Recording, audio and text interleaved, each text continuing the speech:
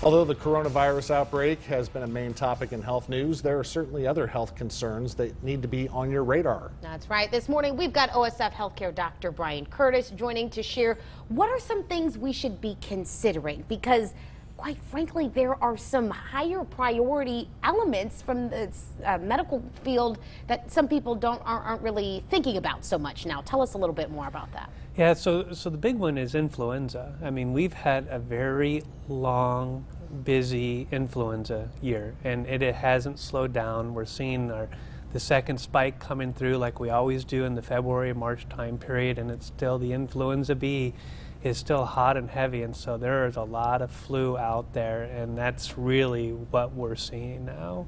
Is it still enough time to get those flu shots that doctors recommend? Yeah, I mean, if you haven't had one, I would tell you to get one. If they're available within your doctor's office, it takes 2 to 4 weeks to take effect, but I say we probably have another 4 to 5 weeks left of the flu season. I mean, we usually go into April.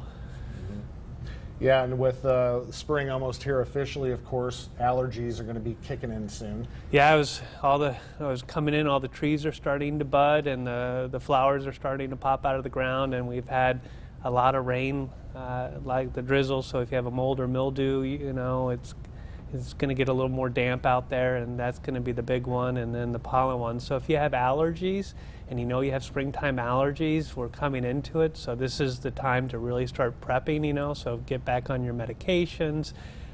You know, if you have a damp basement, get the dehumidifier back down there, because most people can shut them down in the winter.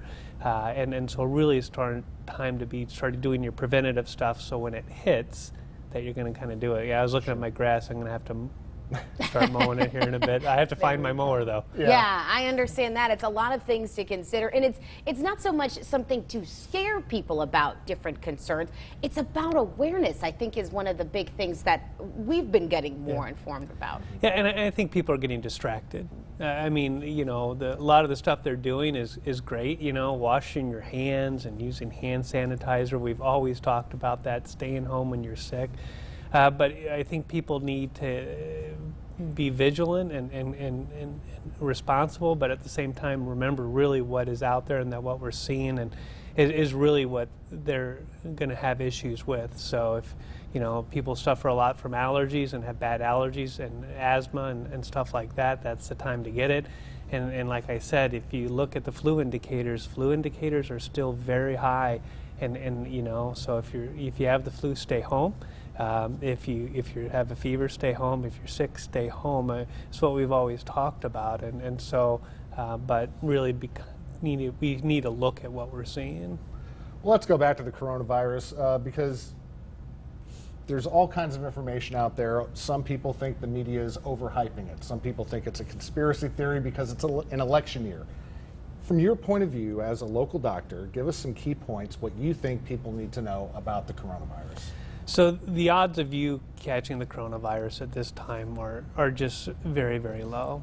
And so there's no need to go buy all the toilet paper at Costco, which I don't understand that one. But you know, it's out there, it's new. I mean, we've had some really, really bad flu years when we've had a shift or a kind of a shift of a virus that has gone from an animal to a human, and we've had really bad flu years. We've had 80, 100,000 people die of the flu. And so this is just another indication of those kind of things that happen. And so, but at this point in time, we're just not seeing it. And will we see it? Yeah, we will. I mean, at the end of the day, we will see it.